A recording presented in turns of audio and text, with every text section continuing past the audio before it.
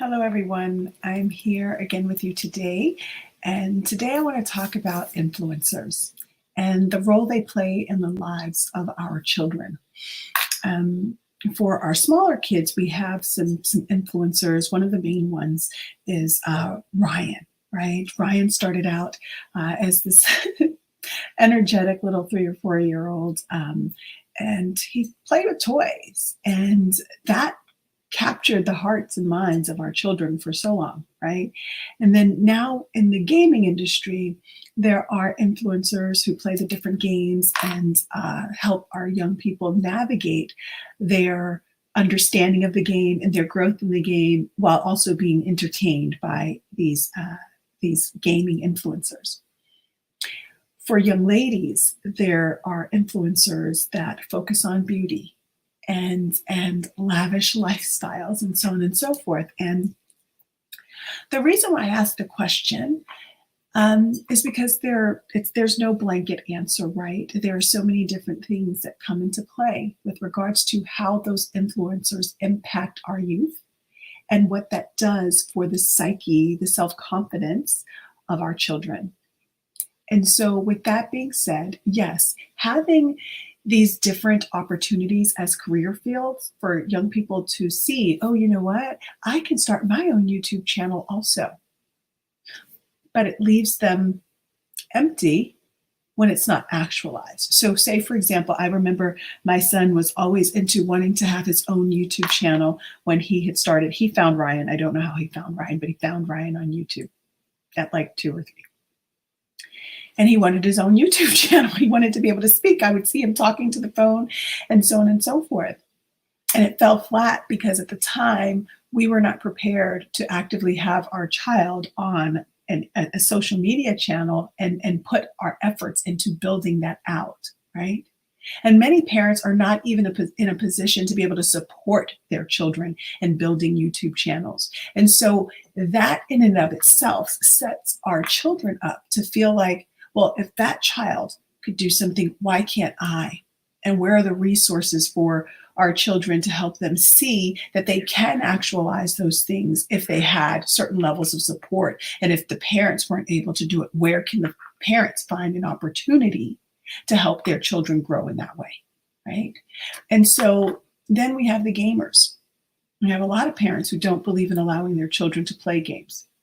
And I think for those of you who've seen my videos before, you know that I don't agree with that thought process, because it's not possible for children to learn how to be game developers if they don't even understand how gaming is structured, what the components are, how gameplay works, and so on and so forth. But I won't delve deep into that tonight. Just know that there are positive aspects to allowing your children to understand how gaming works and learning game theory and being able to create applications based on that. And it's not just about money, but I will say it's an extremely lucrative field. Okay, with that being said. So influencers, whether we like it or not, are having some level of a role in the lives of our children. How do we make sense of it all and then afford our children the opportunity to be supported in their influence? They've already been influenced. How do we support them? I know for us, we do support children. We teach children how to code. We teach children about marketing. We teach children about becoming entrepreneurs. I know what we do, but this is not just about that. It's just helping you, the parent, become aware that if your children come to you with these things, these influences, don't just shoot it down. Afford your young people the opportunity, hear them out, and see if this is something that they can grow from, they can be passionate about, not just seeing it from a negative perspective. Well, you're not going to get all these toys to play around with or whatever it may be, right? Because as we know, Ryan, the smaller guy, he's about 8 or 9 now. He gets all the toys delivered to him by the companies because he's built a brand. I mean, I literally went from watching this child play with toys to now I go into Walmart and he's got his own pajamas and underwear in Walmart, and he's got his own Nickelodeon series. And these are opportunities that could be afforded to any of our children should we know the pathways to help them through that process. And if it's the desire of you and your family to support them through that. But I would hope that you will recognize that the world has changed. When I was a child, none of this was possible. You didn't have child authors, you didn't have child influencers or marketers. It's either a celebrity child or nothing at all, right? And so when I say celebrity child, a child whose parent has put them through the process of becoming a celebrity. And so over the last decade, a lot has shifted. And as it has shifted, many families have not been a part of that shift. They've just been consumers of that shift, right? Not producers within that shift. And now in this digital decade, it's important for more and more of us to shift over and teach our young people how to be producers and not just consumers of content. Okay? Because as consumers of content, we're putting our children at a disadvantage in the global marketplace, right? And that's me speaking for US kids, but then there are other kids that are learning in other parts of the world where they're learning all of the tech, but they're not embracing the creative aspects, right? So it's helping us globally help our children be able to identify what matters to them, what connects with them, what their purpose is.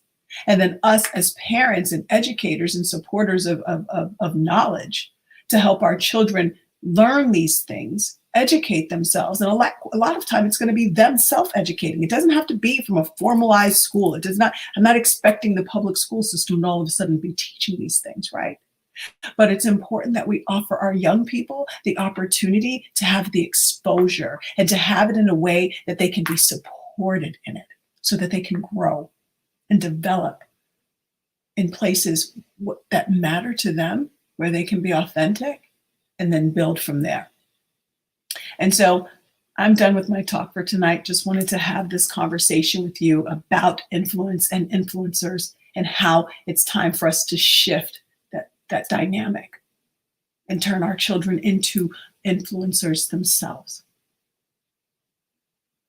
and really have that 360 degree approach to life, education, and personal enjoyment, and also encouraging their authenticity at this point so that they grow up into truly, truly holistic children, growing up whole and not feeling depleted the minute they leave the K through 12 system or after they are homeschool kids that are ready to enter this different phase of their lives. And so with that being said, I look forward to connecting with you again tomorrow. I hope you've had an amazing week. And that's it for now. Take care. Bye-bye now.